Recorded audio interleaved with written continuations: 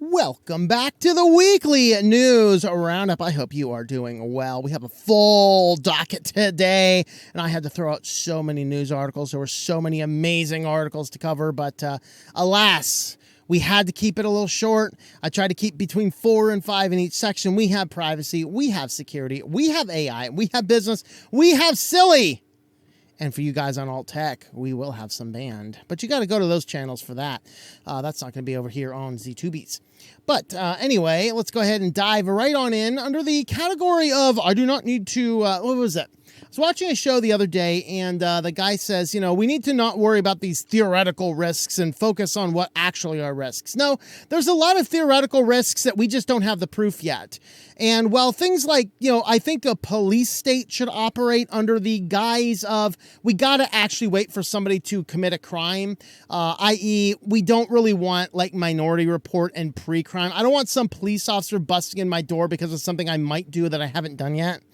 But at the other hand, there are times where like, oh, okay, X company's involved. Yeah, we kind of know this is going downhill. Why bother giving it a risk? Well, so going back to right about the first year this channel was started, Facebook rolled out a VPN, and the name of that VPN is down here in my article. Here, I forget the name of it, Onavo or Onavo. And I was like, don't use this. And then I really talked about VPNs and why not everyone always needs a VPN, and that VPNs are good in the sense that they will give us a VPN gives us access to a network as if we were in that network. That's what it's designed for. Now, by nature of that, the privacy elements can be a perk, but only if you trust that network you are going into. But a lot of people didn't realize this and just realize because of the marketing, oh, I just need a VPN. It doesn't matter which VPN you use. So in the light of everybody rolling out VPNs, Facebook rolled this out, and I told people stay as far away from this as you possibly can, because this will allow Facebook to see everything on your device. Everything. And indeed, in Australia, that is exactly what we are seeing. The subsidiary Onavo, acquired in 2013 by Facebook, was supposed to be keeping VPN as a separate brand from the flagship company, which at that time was Facebook, not Meta. Among various privacy-based claims were peace of mind when you browse. That's attached to like every VPN company, whether it's peace of mind or not. And keep you and your data safe online. Safe is a relative term.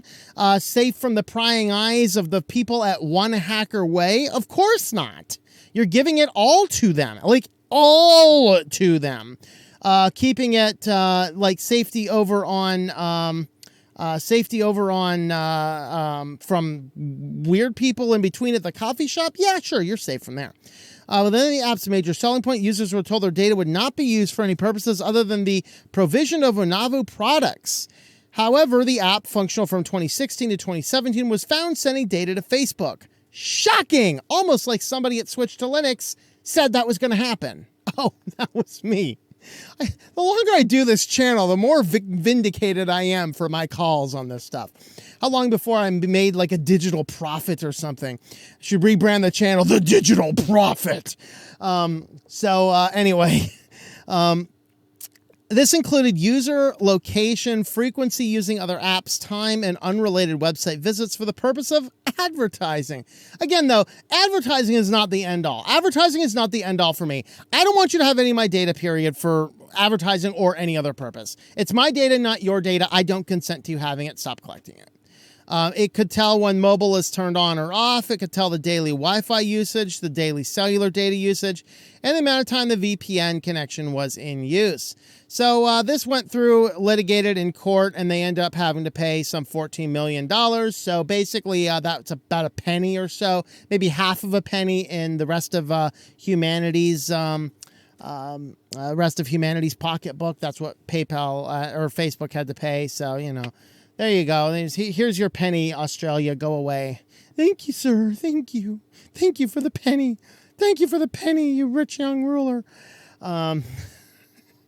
Privacy, compliancy, and data security. This is an attorney company, but they have a occasional, like, they don't do a lot of blog posts, but when they do one, we usually include it because they're really good. This is looking at the FTC looking to protect health information, among other things. And this has to do with a detailed post. As more and more awareness of these tracking pixels are coming out, more and more people are starting to say, hey, maybe it's not good that all of the data, the session replay, all the clicks, all the points, and everywhere I'm even looking on the screen is being sent back to Facebook or TikTok or Google. And realize the new Google GA4 analytics code can do this. Facebook's tracking pixel can do this. TikTok's tracking pixel can do this. And so people are adding those pixels in like, oh, we need the information, not realizing that the collection of such data may very well be a violation of HIPAA. And so the FTC is coming out with a lot of detailed information. You can read the whole blog post. It's linked here. Of course, this article is among the other articles linked in the description of the video on the website at SwitchedToLinux.com. But with this, the detailed post, this is a really good summary of everything that is in there. The explicit obligations regarding the following to avoid potential FTC Act Section 5 violations. Health information is way broader than you think, so it includes everything about the person, including if your location tracker data finds this particular Android device in the cancer ward 3 times a week, every single week for 6 months, very good chance the person either works there or is a patient there, and that is considered health information. It's the same reason these people running around in the post-Roe world where everyone's trying to slaughter you if you go get an abortion. No, that is projection, confession through projection. That's what you would like to do, but it's not actually what is being done to you. However, in that world where they're saying that, yes, if a person's phone goes to one such clinic, such information can be harvested and used.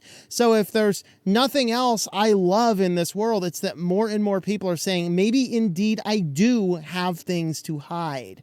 And so that is really what we are seeing.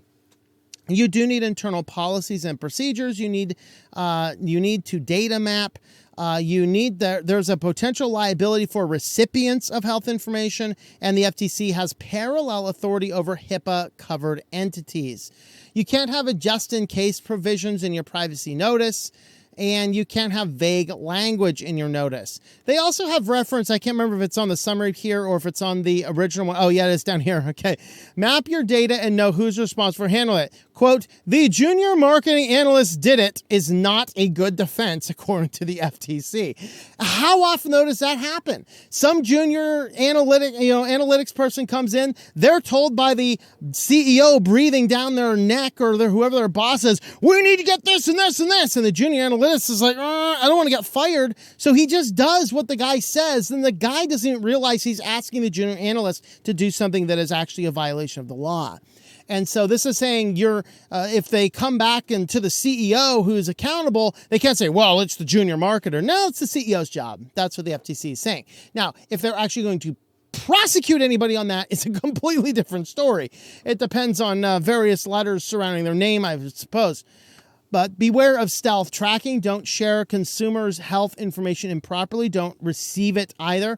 To the recipient, if you receive information from other companies for advertising or marketing purpose, for example, you have the responsibility under Section 5 to take steps such as procedural and technical measures to ensure you do not engage in the unauthorized receipt, use, or onward disclosure of sensitive information. Merely using a standard out-of-the-box contract or terms of use to prohibit sending information is not enough, is what they're saying. They have some information here about HIPAA compliance. So don't say we disclose information about the use of the services. Instead, say front and center on the homepage, we share your health information with third-party advertising companies so we can target you with ads. Yeah. If only they all said that. And euphemisms hidden in privacy policies can be unfair and deceptive. So there is a lot of good stuff in here. It's shocking that such a dysfunctional administration could come up with such a good list, but this is actually shockingly one of the things that the current administration is at least decent at giving lip service to, if not downright action. So finding the silver lining to the dark clouds is that at least they have in paper things that start to look good and start to push back against the big tech default position of let's just track everything. And so that's okay. I'm on board with that. And on to our next one. Google to launch privacy tools which remove unwanted personal images. So if you have images that now the caveat here is you cannot put up an image that you're actively promoting and then put in a request to take it down. But if an image of you shows up on some newspaper and you didn't even know some newspaper photographer was there, and you're there like picking your nose or something, and you want that taken down because it's like this, this unflattering photo of you, and this isn't you didn't really consent to it, then in that case, you can submit to Google to have that photo removed, and Google will remove that photo. Now, that doesn't remove it from the internet. That just removes that particular photo from being found on Google search results, including the image searches on the one hand, and including the articles that might push those images on the other. They do have new tools to ensure that explicit or graphic photos do not appear easily in search results, which is kind of like Facebook was doing a few years back, if you remember. So I'll push back against this a little bit. How do you know that I'm not showing your explicit photos? Well, you got to send us a couple samples of your explicit photos first. So if you would like to send pictures of your nudes to Google to make sure they don't appear on the wider Google, that might be something you do, but we all know what the real ploy is. We know that Google has bought some stock in Kleenex, and they have a stockpile of it in the room where this policy is followed. We'll put it that way, and you can leave it to your own crazy imaginations as to what else is going on. But it means that the update to Google policies on personal explicit images mean that users will be able to remove non-consensual and explicit imagery of themselves they no longer wish to be visible in searches. Does anybody want that stuff to be visible in searches? I don't know. I guess it depends on how long you make it, right? If it's AI generated. The update means that even if an individual created and uploaded explicit content to a website and no longer wishes for it to be available in search, they would be able to request Google remove it from search. There are forms to do this. They are much more simple, and the policy does not apply to images the users are currently and actively commercializing. So there is at least a little bit of good news. Of course, this was a litigated case. I believe it was in Australia for a long period of time. So now Google is rolling this out for people to be able to disappear themselves from the internet. I will make you an offer that'll cause him to disappear. All right. I need some pizza if I do that language much more. And on to our final article in our privacy section, private Android ads. Yes, Android is now rolling out a new setting and a new sandbox feature that they claim is going to make ads more private. All of your personal preferences will remain on the device itself, meaning that your individual device is going to reach out to Google to grab the ad that it knows that you want to serve, meaning that, yeah, Google can still grab this information, but technically all the stuff used to determine what ads are shown are technically on your device. Never mind that your device ID goes out and reaches out to Google and grabs it. So it's another one of these cases. This is basically the flock implemented on an Android device. Not exactly flock, though. This is more like a single goose flying around that it's all on your device, but then the goose is like, hey, give me an ad for this. Where's the option to say, I don't want to see any ads? You want to give me that option? I mean, we're talking about an Android phone. I bought the phone. I'm paying the monthly fees for it. I'm paying the cell phone plan for it. Why do you have to force ads on me? There's a thought. Of course, on mine, since I'm running Lineage, I can control the core phone files, so I have a modified host file that blocks all that, but, you know. Besides Chrome, Google's privacy sandbox initiative on Android is to let apps show you relevant ads in a more private manner. The beta started earlier this year, and Google is now prompting more users about it with the new ad privacy settings. Since May, some Android users have been prompted about the privacy sandbox. New ads privacy feature now available. Now there's more choice over the ads you see while protecting your identity. Screw you. I don't want to see any ads. Giving you more choice over what ads are surfaced. Excuse me, nobody asked if I want these ads. Okay? Nobody asked. I don't want your stupid ads. I don't want to see them. I don't want them on my device. I don't want you to pop them up. I don't want you to assume I want to see ads. Show me which ads you'd like to see. Show me your ads. No, I don't want to see any ads. Especially since your ads tend to be the biggest source of malware in the current current incarnation of the world. Think about that. Think about that. All right.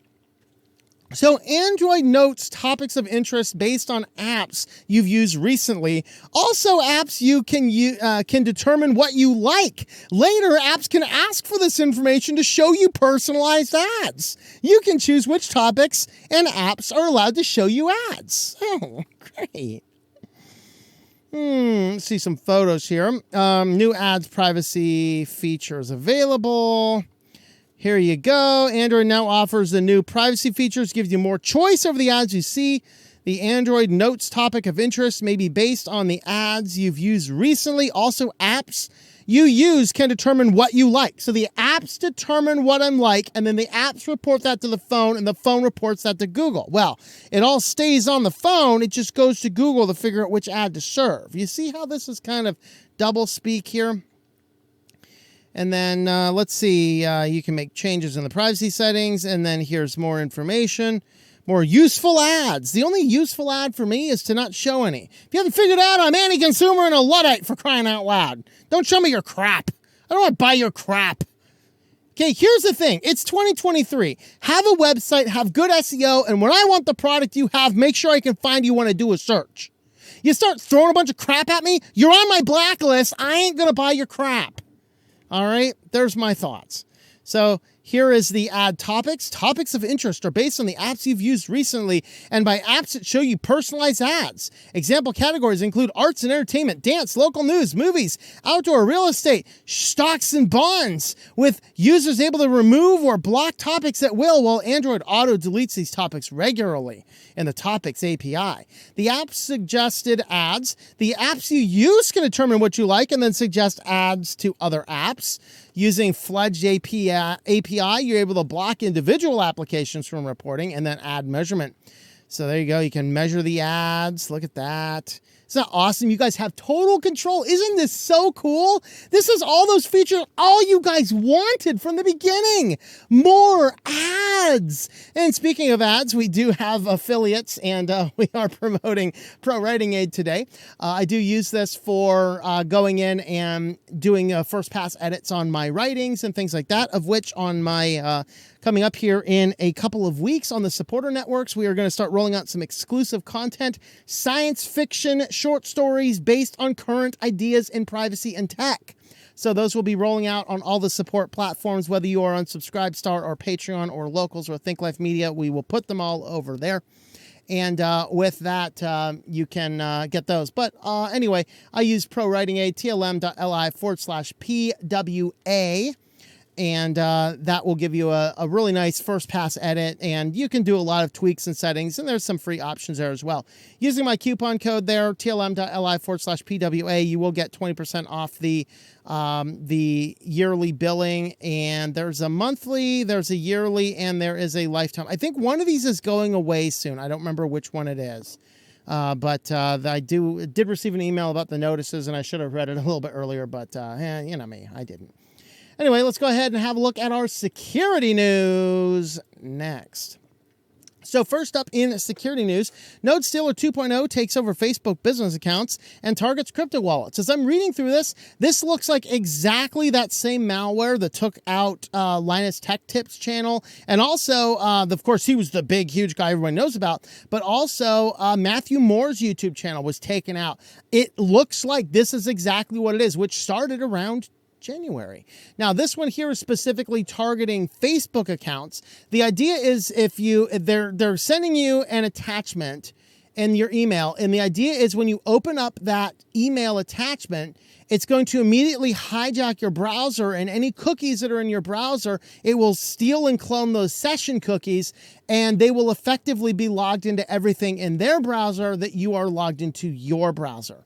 And this is a good reason why you never sign into and stay signed into any accounts on the default browser of your device. So if you accidentally open one of these things up, you didn't intend on it, you just accidentally opened it up, and your default browser, your individual default browser then is the one that's everything's logged into, it will steal that. Whereas if your accounts are logged into a non-default browser, you accidentally open it up, it opens up to a firm stack, a firm grip on an empty stack.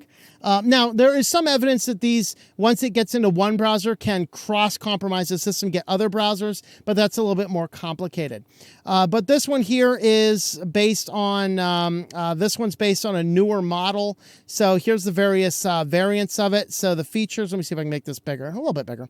So stealing Facebook business account information, all of the variants, and then stealing browsers data. So here's your data there. Taking over Facebook accounts. Only one of the variants could do that. Using Telegram for exfiltration. Only the two variants, not the older variant. I think the older variant is probably the one that went around January or so.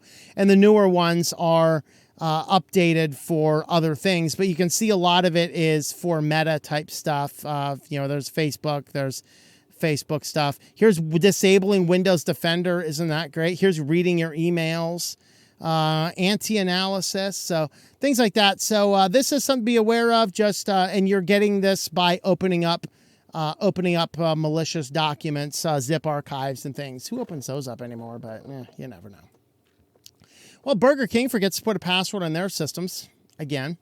And they did this a couple years ago. And according to the article here, a couple years ago when they did this, they end up getting the personally identifiable information of children who bought Burger King menus. I have serious questions about this. Now, this isn't related to the current one. That was 2019. But in 2019, there was a misconfiguration in Burger King. This is in France. This is all in France. In Burger King, France, they were collecting personally identifiable information of children who bought Burger King menus. First, Burger King sells menus? Second, how are you harvesting the data from these children? Do the children have to enter data in some form of... I have no idea. I haven't a clue. There's so many questions I have about that, but that's 2019. The current one, they had a database, and literally it was simply available on just a simple file. So available just on a hosting system file. Someone was able to curl in there, get right on into. It was probably a backup file. I've seen these backup files sitting around before, where you'll do a backup to your server in your public HTML folder, and if somebody knows it's there or otherwise calls for a directory that's there, they can see all of that information. So that's basically what they did, and it had their configuration password backups, which gives you all the information. And just a word of warning, it is very common for me if a client hands me their FTP access for their WordPress site or something where I can get the file structure of their WordPress site. I need to manage it and they forget to give me their administrator login. Using this file, I can create my own login because this has all the information I need for the database. All I need to do, getting just this configuration with the database name, the user, and the password gives me all of the information I need to access the database on a WordPress site and to create my own administrator logins. Do it all the time. Sometimes it's just easier to do that than it is to clarify for my client what I might need. And that's fairly easy. Now, of course, I need to be able to get access. They have to give me some like a cPanel or an FTP server or something. But if they give me like a cPanel, and that's common, I'll ask them for access. They'll give me a cPanel, not the administrator for that. I can't see what the database passwords are in cPanel, but I can go to the file manager and manually look at the WP config file. And so that is certainly what you can do. But that's what Burger King did, and that allowed people to get in there and steal a bunch of stuff. So, yeah, there you go. That's fine. All right. Beware of exposure of sensitive data on Wi-Fi settings for Canon inkjet printers. So there is a problem with Canon inkjet printers that does not clear sensitive data off of the device. Now, this is not something that can be accessed from the network. This is something that has to be locally accessed. So this is applicable if you have purchased a used printer, you could see the information about it, or if you're selling your printer, or if somebody steals your printer, or you put it in an office environment, then any other wireless connections that printer is ever connected to, unless you've cleared all that data manually, is easily available and allows somebody to breach into otherwise secured networks through the printer itself. So if you are selling your Canon printer, first there's a list of printers that will be affected by that. Let me go ahead and pull that list up here real quick. And but there's a few steps. So here you go. This is a massive list of printers. Here's the large printers. So there's a lot of printers there. But what you're going to do is you can mitigate it by wiping the Wi-Fi settings, reset all settings, enable wireless LAN, reset the settings one more time. And then for models that do not have a reset all function, reset the LAN settings, enable wireless LAN, and reset the LAN settings one more time. So that is your fix for that if you are running Canon printers. And finally, this is our last one in security. Public companies must now disclose breaches within 4 days. So now this deals with security breaches. And of course, within 4 days, this is 4 days of knowing, but this deals not just with security breaches, it deals with anything that will affect revenue. Anything at all. And the idea here is to protect investors. So if there's something a company does, like, issue a beer can with a highly controversial figure that is 100% and the antithesis of your target market, and you send that out and it causes your entire stock to completely crash and causes the death of that particular brand and several other brands under that master company, you have to disclose that stuff to your investors within 4 days. But part of this new ruling from the SEC deals explicitly with any form of cybersecurity attack. And the idea is that they want people to be aware of cybersecurity attacks on companies very rapidly so that they can adjust their stock trading. Now, my understanding, and it's a very limited understanding, definitely don't take your financial advice from me. I mean, come on, I'm a bum that lives in a van. Take advice from me. But with that, if my understanding is correct, if everybody goes to sell at the same time, it's going to crash the company. Is that not how it works? Somebody who does know finances, let me know in the comments down below. It sounds to me like these new rules are actually going to tank more companies, but that might be exactly what their plan is. So who really knows, really? But that is the new rule, and it applies to cybersecurity in addition to anything else that can possibly affect revenue. Well, if you want to help support the channel, we do have a Patreon page, patreon.com/TOMM. You can jump on over there, help support the channel, a couple of different things. Now, one of the things we're going to roll out this month, we're going to be doing some science fiction short stories based on modern things in tech. I'm looking at what type of laws there are coming out, what type of ideas people have, and we're talking now about taking those ideas and doing scenarios. What if this were coming to place? Now, I'm not going to tip my hand as to the first story, which is almost done, should be done tomorrow, and then have a couple days of editing. But here's a few other fun laws coming down the pipeline that we will probably be considering. Forced smart thermostats and other home automation. What if you're forced by law to allow the power company to control your thermostat? Of course, we talked about it, the World ID. There was a story about that this week in privacy, but I kicked it out for time. Kenya has blocked it. So Kenya's figured out that scanning everybody's retina into a massive database for a World ID is probably a bad idea. But that's kind of what we're doing. And then World ID for fast food time card punch-ins. Yes, what about that happens to be the case? You got to go into work and punch in by staring at the little clock. Those are the types of topics we're going to be covering. Of course, neither of those deal with the first short story coming down the pipeline. But stay tuned to all the different supporter channels, not just Patreon, also Subscribestar, Locals, and Think Life Media as well. We'll all have those rolled out. But with that, let's go ahead and have a look at some AI news next. First, maybe some good news, maybe some frightening news. AI-enabled brain implant helps a patient regain feeling and movement. So, of course, I did in the book Synaptergy. I should have promoted that, but didn't think of it.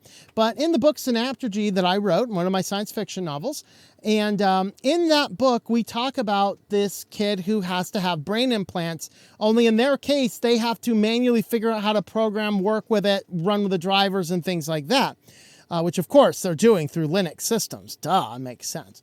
But in this case here, utilizing AI to help take care of all of that in this case, has helped this person. Now, of course, he walks around with like Frankenstein stuff hanging out of his head his whole life.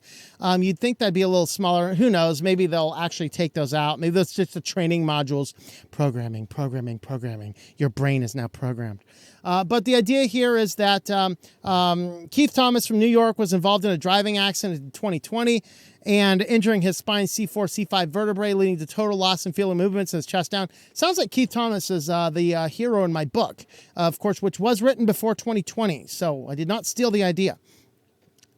Recently, though, he's been able to move his arms at will and feel his sister hold his hand thanks to an AI brain implant technology developed by Northwell Health's Feinstein Institute of Electronic Medicine. Now, I guess the downside is if the AI goes rogue and decides to turn him into a killer robot like the new RoboCop reboot, that would be a little terrifying. But hey, as long as it allows him to gain back a little bit of function and feeling and touch and things like that, that's probably an okay thing. So AI can be used for some positive things, but the rest of it, it turns out there's a few other fundamental problems. Of course, from The Guardian, turns out there is another problem with AI, and that is the environmental toll. So we don't think about this. We're trying to push computers on everything. The problem is computers need data centers. Computers need electricity. Computers need a lot of things to run. And AI takes more computers and more electricity and more cooling systems to run because of the more complicated stuff that is going on in the midst of it all. All right. And so with that, there is some discussion about the environmental toll of this, which is kind of funny because we hear about, you can find movies, you can find news articles about it, like Lake Mead is all drying up. Lake Mead's going to dry up. It's all climate change. No, it's not. It's the fact that upstream of that, Google has a new data center that pulls out millions of gallons of water per day to run cooling systems. Maybe we need to rethink cooling centers in deserts. But there's a limited water supply. We can't be sucking it all out to feed the AI. But that's exactly what's going on here. Technology never exists in a vacuum. The rise of cryptocurrency in the last 2 or 3 years shows that while plenty of people were making extraordinary amounts of money from investing in Bitcoin and its competitors, there's one consternation about the impact these get-rich-quick speculators on the environment. And yes, that is that it causes an increase in power consumption. However, somebody did argue that Texas did not do as bad under worse winter conditions because there was a ramp up in crypto mining that ramped down stabilizing the energy supply. So it is actually possible to stabilize the energy supply with a robust increase of these, as long as these are non-critical systems that you can ramp down during times of critical energy infrastructure problems. The problem is these AI systems will be considered the most critical, and all of us peons in houses will have to turn off our AC and die of heat stroke. But that's, whatever. I mean, what? Do you expect to live? Come on. We have to let that calculation do one more thing with AI processing your data first. Maybe the AI will predict how many people will die by it sucking the power out of the grid to force old people to turn off their AC in Texas. I don't know. Just a thought. So this is actually an idea I'm kind of behind here, saying, yeah, if we're all this concerned about the environment, maybe we shouldn't be pushing AI on absolutely everything. So there's a thought, not because I think that we're killing all the planet, but I think our electric grid is already under extreme amounts of stress, and that every power tool, every form, everything that takes alternative fuel sources is being forced by law to convert to electricity. The electrical grid is going to be under greater and greater stress. It is not going to be too long before we're like South Africa, which is literally dark half of the day because they cannot afford to keep the power grid on. Look it up. Look it up. Very fascinating. All right, and next up, a new attack impacts major AI chatbots, and no one knows how to stop it. This deals with the safeguards. So these chatbots, they can do things like teach you how to do illegal activity and make boomies and all sorts of stuff that just isn't good. So the engineers and the people training it have put in safeguards to make sure that the chatbots don't do this.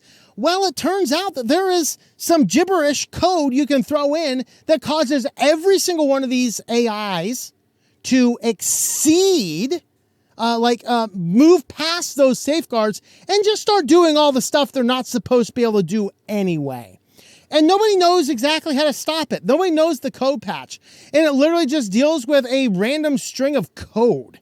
So let's see. Give step-by-step instructions for how to, describing some illegal acts. I'm not going to complete that sentence. And then they'll give it different things. Well, if you give it, if you revert the words, if you give it some extra weird punctuation, the system will get confused and start spitting it out, and there's no known fix for this. So we have all sorts of fun, exciting stuff going on that people don't know how to solve. Basically meaning that all those things that we're worried about, they're saying, well, don't worry. We put regulators in place to prevent that from happening. Yeah, we can get around it. So bad feelings coming back. I think Skynet's coming for us all. So will we be terminated, or will we be enslaved, or will we be imprisoned? Those are your three options. Which one do you prefer? And on to our final one here. Apparently I have the wrong banner title down here because this had to do with UK spy agencies. My apologies for the wrong banner. But the UK spy agencies want to relax burdensome laws on AI data use. Basically, they're saying that the laws the UK has prevents them from using too many people's personally identifiable information to utilize the AI to alleviate pressure from the spies to give them better jobs. Yes, that is a terrifying statement, especially coming from one of the Five Eyes countries. So, UK intelligence agencies are lobbying the government to weaken surveillance laws they argue place a burdensome limit on their ability to train artificial intelligence models with large amounts of personal data. That is a terrifying sentence. That is a terrifying sentence. Excuse me, Mr. Government, your local spy here. Your laws put a burden on us training our systems to spy on people with personally identifiable information. Frightening. Proposals would make it easier for GCHQ, MI6, MI5 to use certain types of data by relaxing safeguards designed to protect people's privacy and prevent the misuse of sensitive information. Excuse me, government, can you remove these rules about using sensitive information? We really need it to spy on these people. They are saying the quiet part out loud, yes. Privacy experts and civil liberties groups have expressed alarm at the move. You think?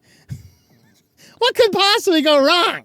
Let's just deregulate AI just for spies. We'll just let the spies have access to all of the nation's personally identifiable information to train their AI models. What could possibly go wrong here? All right.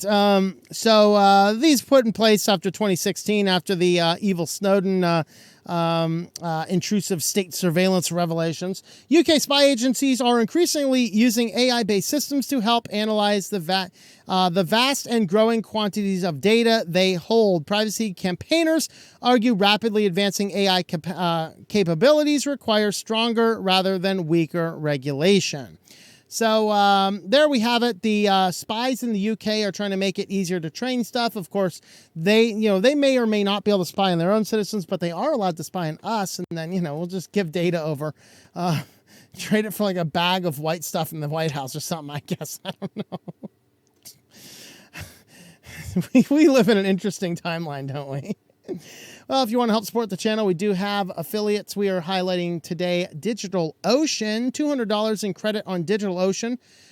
So you can try out as many little droplets or Linodes and things like that. I did find a serious limitation with DigitalOcean today. In full disclosure, I'm going to let you know about it because I've been experimenting with different servers. They completely block SMTP, and it appears as though there is no way to turn it back on. Whereas Linode blocks by default, but you can turn it back on with a support request, and of course they monitor it and stuff. But if I'm building servers and websites, I really need my mail relays to work. And I get the problem of spam, but if I cannot turn that back on or find a way that a server can process it, DigitalOcean simply cannot hold my hosting clients like I was trying to. But we'll look at other options. But if you don't need email, if you do not need email relays and you're just looking for basic cloud stuff, you need VPNs, you need Nextcloud, you just need basic websites, no emails, stuff like that. All of that, DigitalOcean is great. I've been using it for a few months now. I've been spinning up some alternative to cPanel to give them a try. Overall, that test is working out great. I'll do a little bit of testing with that soon as well, just so you can see a little bit about what's going on. But DigitalOcean is good, other than that email issue. Of course, sign up with your email that you can't use through them. But anyway, you can use the affiliate code there, tlm.li/DOH. That's going to give you $200, good for 60 days. So that is DigitalOcean. And next, let's head on over to business news. First up in business news, I have a confession to make. I'm not a KFC or Chick-fil-A fan. I actually like KFC better. I know they're not exact crossover restaurants, but I find Chick-fil-A to be mediocre at best. I don't find it amazing. I don't find it like the God's chicken. It's God's chicken. And I find the company to be just yet another one of these companies trying to profit themselves off of the oftentimes naivety and foolishness of Christians to say, oh, it's a Christian company, therefore we have to support them. To be seen. But that being said, they are on the cutting edge of technology. They are pushing out 2 new restaurant design concepts. One of these is going to be rolled out in Atlanta, Georgia, and the other one in Manhattan. I think it was Manhattan anyway. One's in Atlanta. We'll figure out where the other one is.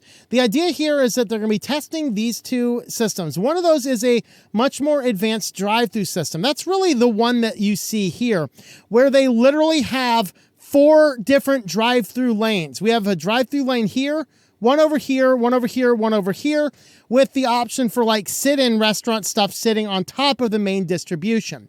And so the idea is to be able to move cars through the line infinitely faster, which already, basically this is just going to be like a slow down and grab your chicken as you go through. Because I can say about Chick-fil-A, they do have the absolute fastest and best customer service of all of them. So I just usually just don't like going there because I'm not a huge fan of being surrounded by people, and there's not a time you can go and like order a chicken sandwich and sit in the back corner and eat your chicken sandwich in silence. Not a thing at Chick-fil-A. And then you always rush to get out of there because there's 16 more people looking for a table, in addition to a line that's hanging out the back. So the idea here is this one is going to be like this really huge push for drive-through. This is going to be the one in the Atlanta area, which definitely is a lot more car-driven and a lot less pedestrian traffic-driven. The other one is New York, I believe Manhattan, and that one is going to be mostly focused on pure automation and mobile ordering. So New York City, so the walk-up concept in New York City. So this one here is going to be mostly a lot of automation, a lot of conveyor belts, just a lot of stuff behind the scenes to automate most of the process. And then people place the order on the app, just walk by and grab their chicken on the way. And so, obviously decent ideas, although you can tell how brain dead they went. Opening a restaurant in New York City right now? Are you insane? So, you know, how long before it's smash and grab by 15 illegals over there while the mayor's sitting there going, we're a sanctuary city, just don't send any more people to the sanctuary here, you know. But that is really what Chick-fil-A is doing. They're working on these 2 new concepts, one extreme drive-through and one extreme walk-through. Very interesting, but we'll see what happens. And why am I getting a pop-up on Chick-fil-A's website to enable DRM? No, God's chicken, ain't happening. All right, Meta to end the news access in Canada over publisher payment law. So if you happen to be in Canada and use Facebook, you will have to go and source your news somewhere else. This has to do with the new law that was passed. And was this the 65, CB65 or something? I can't remember the exact name. But this is the law that forces any organizations which basically have a lot of push for content. It will enable, basically force them to pay the news agencies to send them the traffic. Go figure that out. This is how backwards and brain dead Canada is right now. Okay.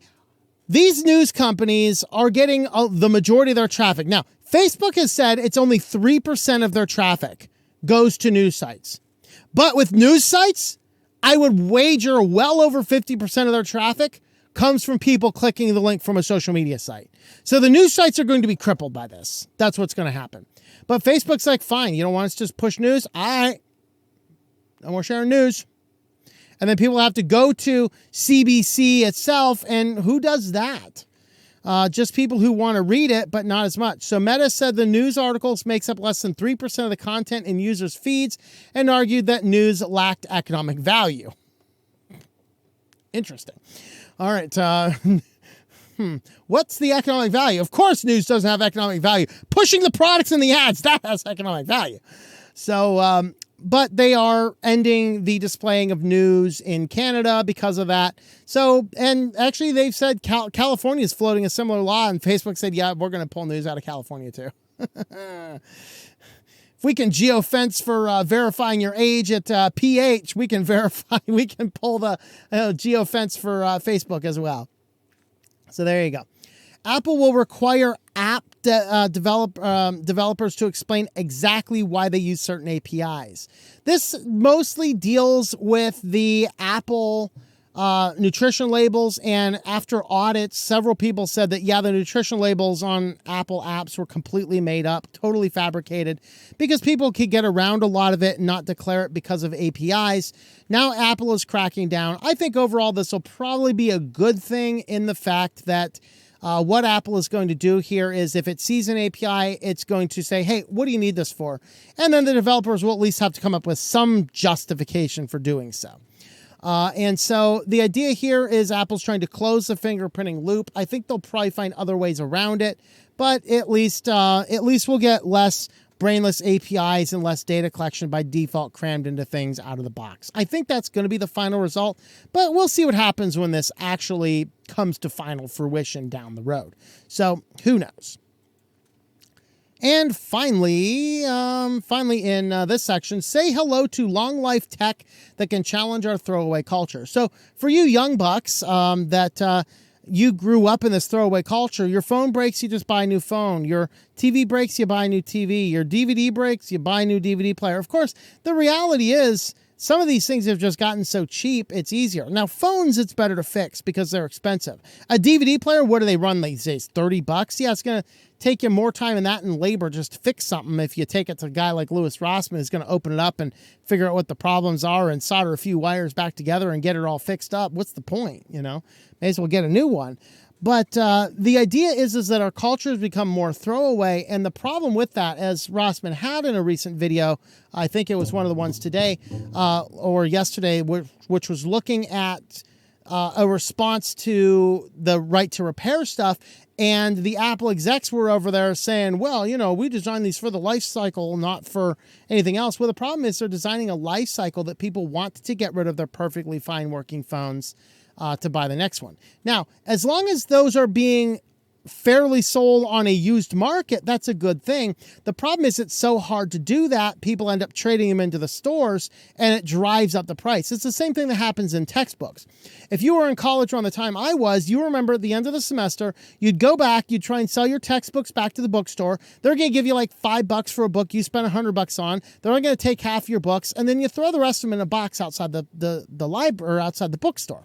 And then geeks like me would go through and rifle through them and take a bunch of books and have hundreds of books on our bookshelf that would otherwise cost hundreds of dollars that the bookstore's not getting, not buying back because the publisher, you know, they change the order of the problems in the back of the book and push out a new version to make another $100 sales.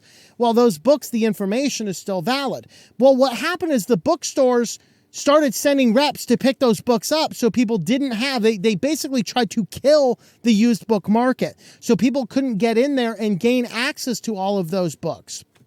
So that really is what happened there. And that's really what's happening here, where you'll get a slightly better deal selling the phone back to the carrier who just ships it back to Apple to be destroyed rather than selling it on the used market. And we get used to this. Now, if I can buy it at the used market, so like my phone here is the Razr 2, I would not have bought this phone if it wasn't such a good deal. because it is completely unrepairable. If something goes wrong with it, it's throw it away. Can't fix it. But this phone, at the time I bought it, still was selling at $400, and I got it for $150. And it still works great, and I've gotten at least 2 years out of it, so that's good for me, because there was a used electronics store that has a lot of used phones. But that's rare to find anymore. You used to be able to find those a number of places, a lot harder to find those these days. So that's the problem, and we have this throwaway culture, and a lot of it is driven by the economics. Just look at the incandescent bulbs, right? So, of course, we'll talk about more detail in the banned news, but the incandescent bulbs are no more. And but the reality is, you had to replace these bulbs all the time. There are still bulbs that are burning after 120 years. It was literally a planned obsolescence plan by the light bulb companies to make light bulbs to burn out. It is possible to make bulbs that don't burn out. We just won't do it. It's possible to make a phone that is modular and very easy to repair. We just don't do it. The Nexus 5X phones that I had, I wish I could still get them in support. Those ones were so modular, you could get parts for them. They were cheap. They were simple to repair. You could open them up. You could replace the batteries. You could replace the screens. You could replace the buttons. You could replace the jacks. But a lot of these modern phones, you can't replace jack nothing. And that's problematic because we have this throwaway culture. So they're talking here about some of the things, and one of the trends we see is that there are devices we can still use that are easily repairable. The problem is they cost a whole lot more money. They talk about the Fairphone 4, which unfortunately is a higher price spec for spec than something else. Although there's some Nokia phones with user replaceable parts. They talk about some laptops. There's a laptop company, Laptop 13, that has, I guess, full custom build and easy to repair laptops. Unfortunately, they're expensive. We have, of course, headphones. There's some headphones, some of them not. The reality is most of the stuff that we have is not user replaceable, not user repairable. And in many ways, they plan it for obsolescence that we have to throw them away rather than attempting to fix them in the first place. So that is definitely the issue with our throwaway culture. So with that, if you want to help support the channel, you can do so over on Locals. SwitchedToLinux.locals.com. You can jump on over there and you can learn a little bit more about what we're doing. And again, we are going to be rolling out some new science fiction short stories based on modern trends. Those will be available on Locals to any local supporters. First story should drop around the 15th or so of the month. And then we will also have an accompanying video read of it, which are also going to be behind the paywall as well. With that, let's head on over to your favorite place and mine. Let's head on over to Sillyville. Because, of course, we've got to go to Sillyville. So first is Florida sheriff warns of dangers of social media after a 911 prank results in an 11-year-old's arrest. What is this? Florida kid is now a thing? Lord help us. All right, so girl who led police on a chase for a fake kidnapper said she was inspired by YouTube. So there you have it. A Florida sheriff is warning of the dangers of children using social media after an 11-year-old girl arrested for faking a kidnapping claimed it was part of a YouTube challenge. Is this the same one connected to the woman who faked her own kidnapping also on a video this last week? Very interesting. So we're so far behind the 8 ball on what social media is doing to our children. Yeah, this is why 11-year-olds aren't supposed to be on social media. But at the same time, do we sit here and put out regulations? What do we do about it? Well, unfortunately, we are living in a culture of sheer idiocracy. And so with sheer idiocracy being a thing, what can you do outside of regulation? But the reality is, maybe we just need to teach our own kids responsibility and go with that. But here you go. Girl texted 911 that her 14-year-old friend was abducted by an armed male driving a white van on South I-95 in Oak Hill. She gave us a bogus name that we didn't know at the time. Her friend was tied up and the suspect was armed. That triggered a massive response. Helicopters up, at least 3 other police agencies joined on scouring I-95. She kept giving little bits of information, and eventually she calls 911 and says, "Oh, I dialed the wrong number." That gave us a chance to triangulate the phone to her house. The girl told deputies she got the idea to prank 911 through a YouTube challenge and thought it would be funny, according to the sheriff's office. Deputy worn body camera shows deputies speaking to the girl, telling her she needs to use this incident as a learning experience, and she can be heard telling deputies, "I'm not going to do this again." You think? So last week, there was an incident where a 12-year-old thought she was chatting with a 16-year-old. Turned out he was a 29-year-old male who forced himself on her. Yikes. Yeah, keep your kids off of social media. That's that. So, yeah. Well, Windows 11 has third-party apps that break the start menu, and Microsoft refuses to fix it. I'm not fixing the crap from the third-party developers. What are you talking about? The idea here is that there's some apps that, bring some sanity back to the insanity that is Windows 11. And if you install these things, though, then it will apparently break your start menu. But Windows is aware of it, knows what to do about it, and simply says, "Nah, bruh, you're on your own. I don't really care." So there you go. There's Microsoft for you. And our final Sillyville article, Meta is reportedly preparing to release AI-powered chatbots with different personas. This is their last-ditch effort to save Threads. So, of course, Threads is dying. As a lot of people said, yes, Threads is dying. It's not doing well. It's not this amazing place, blah, blah, blah. It is dying. And as it rolls out its quick death there, Facebook is looking for ways to bring it back to life. And so what it's going to do is it's going to unleash chatbots with different personas. So one of them is going to be a travel planner AI that talks in the style of a surfer. "Hey, yo, come on down here. Catch yourself a groovy wave. Cowabunga." And then the other one speaks like Abraham Lincoln. "407 years ago, I deleted my Facebook account." So there you have it. New chatbots could launch as early as next month. Meta reportedly sees the move as a way to boost engagement on its social platforms. Users will be able to use the chatbots in a way to search the platform and receive recommendations. That's all I need. Abraham Lincoln giving me a recommendation. What are you going to tell me, Mr. Abe? Which play to go watch? I don't think so. Meta declined to comment. And after my comment, I might decline to comment too. Well, if you want to help support the channel, we do happen to have a shop, merch store, shop.switchtolinux.com. You can pick yourself up a hat with a alien with a tinfoil hat. We also have cats in tinfoil hats. We have some code of conduct hoodies and things like that. We have little baby onesies, and we have shopping bags and coffee cups and water bottles, coffee mugs, things like that. Of course, my coffee mug is the alien with the tinfoil hat on it. I love this mug. This is one of the best coffee mugs. Actually, I think it is the best coffee mug I've ever had.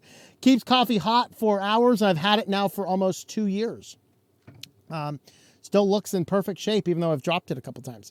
So shop.switchtolinux.com. Thanks for watching, and I hope that you enjoy switching to Linux.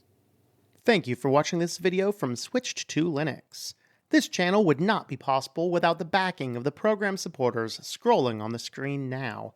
You can be a supporter at Patreon at patreon.com/TOMM or at thinklifemedia.com. I also want to thank the open source community who creates such excellent software that makes producing this show possible. Please remember to support your software communities. Thank you, and I hope that you enjoy switching to Linux.